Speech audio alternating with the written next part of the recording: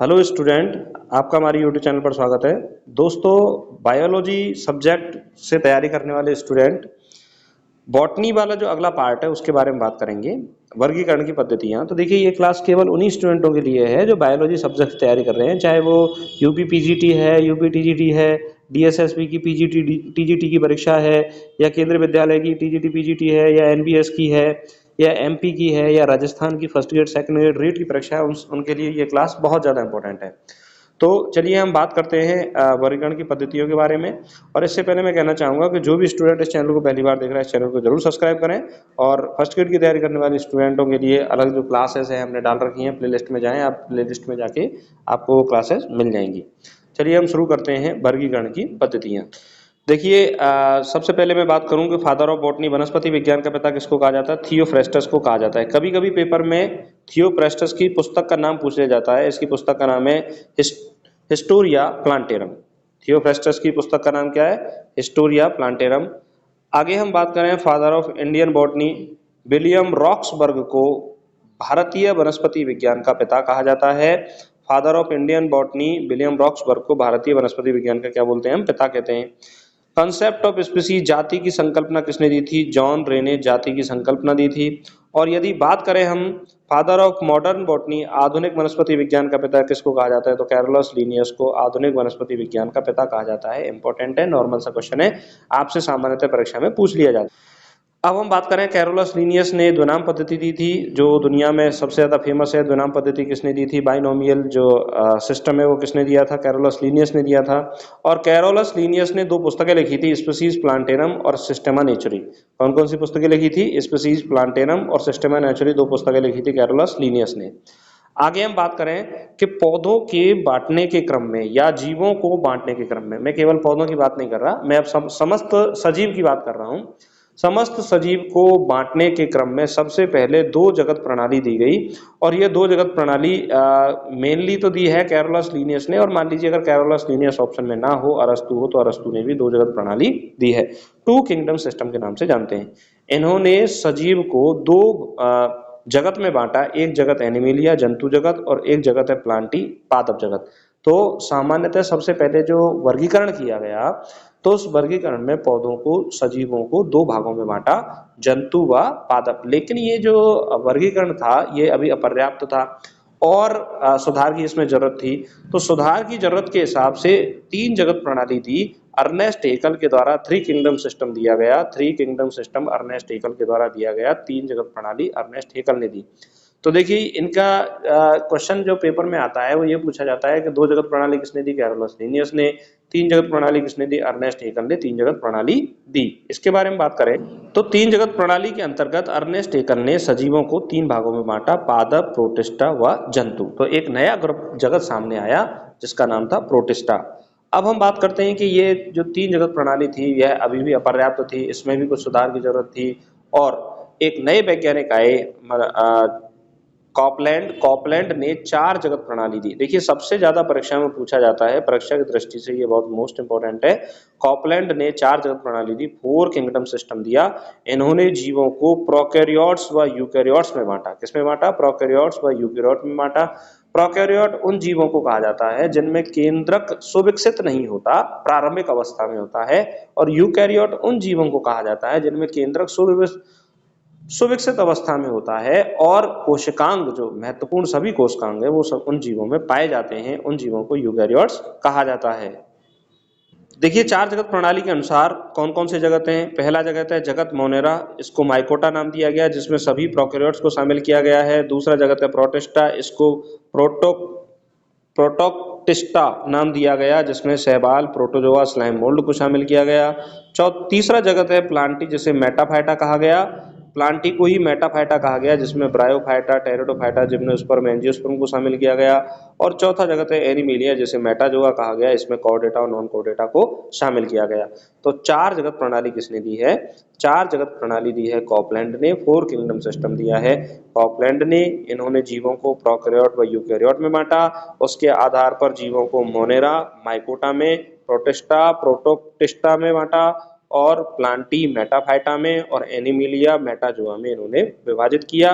Monera के अंतर्गत prokaryotes को शामिल किया गया, जिसमें बैक्टीरिया आते हैं।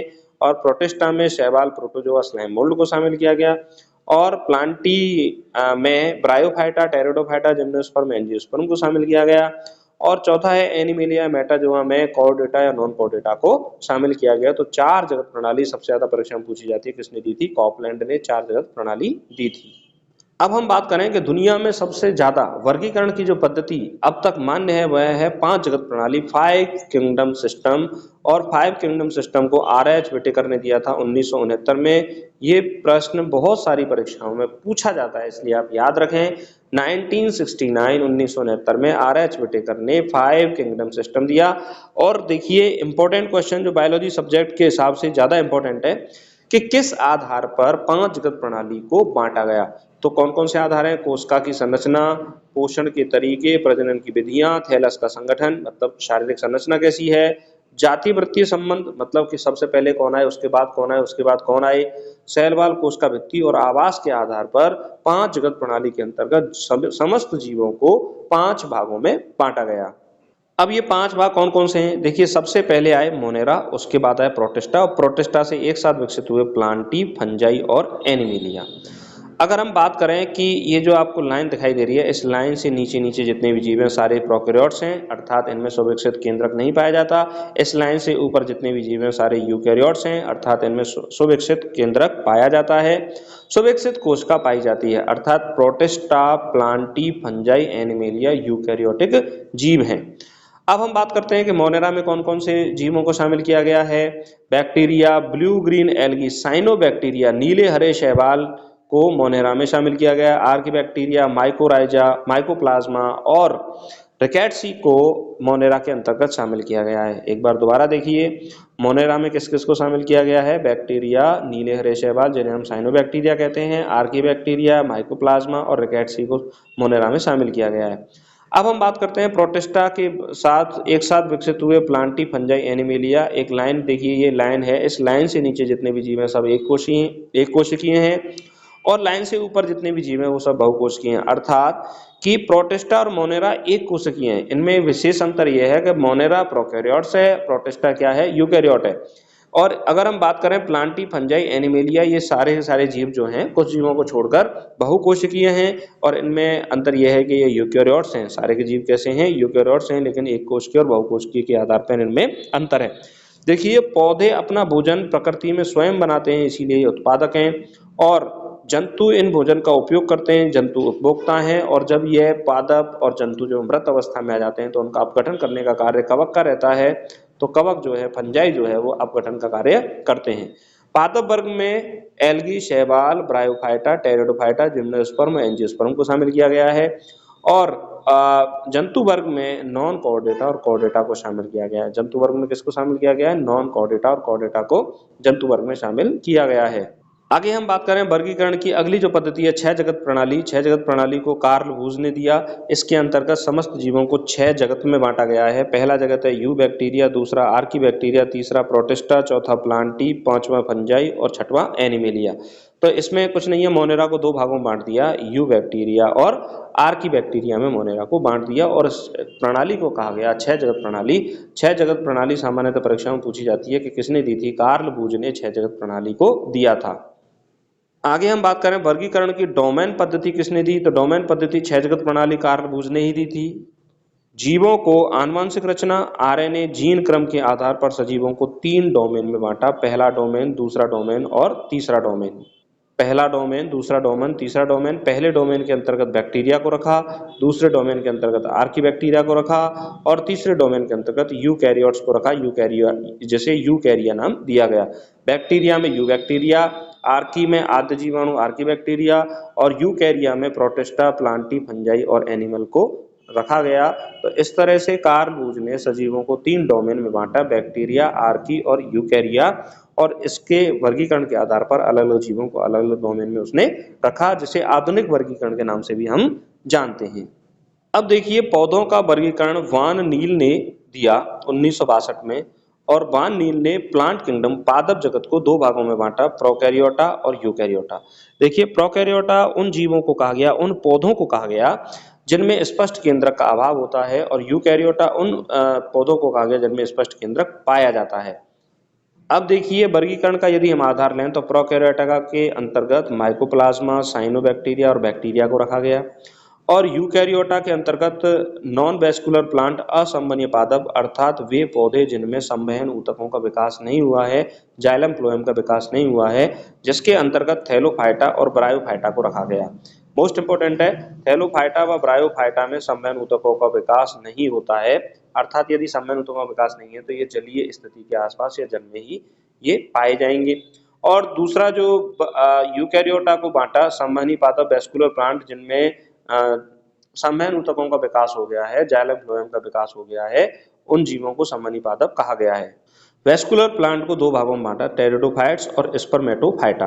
टेरिडोफाइट में संवहन ऊतकों का विकास हुआ है, तो सबसे एक क्वेश्चन पूछा जाता है कि प्रथम संवहनी पादप कौन से हैं, तो टेरिडोफाइट को प्रथम संवहनी पादप के नाम से भी जाना जाता है।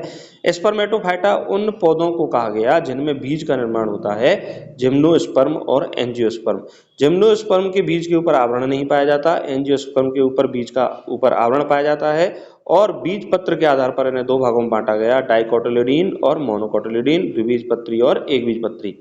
तो इस वर्गीकरण के आधार पर भी हम देख सकते हैं कि एकबीजपत्री पौधे जो हैं वो वर्तमान में सबसे विकसित पादप हैं और ये वॉन नील द्वारा जो दिया गया वर्गीकरण है ये हमें एक आइडिया प्रदान करता है कि कौन से पौधों का विकास किस तरह से हुआ है। सबसे पहले थैलोफाइटा, फिर ब्रायोफाइटा, फिर टेरिडोफाइटा, फिर जिम्नोस्पर्म, फिर एंजियोस्पर्म का क्या होता है, विकास होता है पादप वर्ग में। अब देखिए इंपॉर्टेंट पॉइंट के बारे में बात करें तो वायरस को सजीव व निर्जीव के बीच की योजक कड़ी कहा जाता है और वायरस को एकैरियोटा वर्ग में रखा गया है। मान लीजिए आपसे कभी क्वेश्चन पूछा जा सकता है कि वायरस को कौन से वर्ग में रखा गया है, तो वायरस को एकैरियोटा वर्ग में रखा गया है। सामान्यतः हम ये प्लांट किंगडम के वर्गीकरण के बारे में जानना चाहें तो पादप जगत को दो भागों में बांटा जा सकता है, क्रिप्टोगैमस और फेनेरोगैमस। क्रिप्टोगैमस उन पादप वर्ग को कहा जाता है जिनमें पुष्प का विकास नहीं होता, फेनेरोगैमस उस पादप वर्ग को कहा जाता है जिसमें पुष्प का विकास होता है। तो हम कह सकते हैं क्रिप्टोगैमस अपुष्पी पौधे, इनमें लोअर जो प्लांट होते हैं वो होते हैं थैलोफाइट्स और हायर प्लांट होते हैं वो ब्रायोफाइट और टेरिडोफाइट। यानी कि हम इस वर्गीकरण से ये आइडिया ले सकते हैं कि थैलोफाइट, ब्रायोफाइट और टेरिडोफाइट में पुष्प का विकास नहीं होता। तो वे कौन से पौधे हैं जिनमें पुष्प का विकास होता है, वे हैं जिम्नोस्पर्म और एंजियोस्पर्म। जिम्नोस्पर्म को अनावृत बीजी पादप और एंजियोस्पर्म को आवृत बीजी पादप कहा जाता है। जिम्नोस्पर्म में बीज के ऊपर आवरण नहीं पाया जाता और एंजियोस्पर्म में बीज के ऊपर आवरण पाया जाता है, अर्थात फल भी पाया जाता है। और एंजियोस्पर्म को दो भागों में बांटा गया है, डाइकोट और मोनोकोट। तो इस वर्गीकरण के हिसाब से भी हम ये देख सकते हैं कि सबसे पहले थैलोफाइट्स, ब्रायोफाइट, टेरिडोफाइट्स, फिर उसके बाद जिम्नोस्पर्म और एंजियोस्पर्म। थैलोफाइट और ब्रायोफाइट और टेरिडोफाइट्स में पुष्प का विकास नहीं होता तो इन्हें क्रिप्टोगैमस के अंतर्गत रखा गया है और जिम्नोस्पर्म में और एंजियोस्पर्म में पुष्प का विकास होता है तो इन्हें पुष्पी पादप फेनेरोगैम्स के अंतर्गत रखाया जाता है। सामान्यतः ये जो क्वेश्चन है क्लासिफिकेशन से संबंधित वो परीक्षा में पूछ ले जाते हैं, तो इनको आप हिट कर सकते हो और आसानी से इनको सॉल्व कर सकते हो। इसी के साथ मैं ये कहना चाहूंगा कि आपको ये क्लास कैसी लगी कमेंट करके जरूर बताएं। आपकी यदि कोई क्वेरी है, प्रश्न है तो वो आप कमेंट करके पूछ सकते हो। आशा करता हूं कि आपको ये क्लास अच्छी लगी होगी, समझ में आई होगी। अगर एक बार में ये क्लास समझ में नहीं आती है तो इसको दोबारा आप देख सकते हो। और देखिए इन क्लासेस का उद्देश्य यही है कि जो बायोलॉजी सब्जेक्ट से तैयारी करने वाले स्टूडेंट हैं वो मान लीजिए कोई कोर्स नहीं ले पाए हैं तो बिना कोर्स खरीदे आप इसको एक सिस्टमेटिक ढंग से भी क्या कर सकते हो, तैयारी कर सकते हो। और पहली बार इस चैनल को देखने वाले स्टूडेंट इस चैनल को जरूर सब्सक्राइब करें। क्लास कैसी लगी हमें कमेंट करके जरूर बताएं। और इसी के साथ मैं कहना चाहूंगा कि आप अपनी पढ़ाई को लगातार करते रहिए और हमारे साथ जुड़े रहिए। आने वाली जितनी भी क्लासेज हैं आपको वो मिलती जाएंगी और आपके अध्ययन में बहुत ज्यादा लाभदायक होंगी। धन्यवाद, नमस्कार।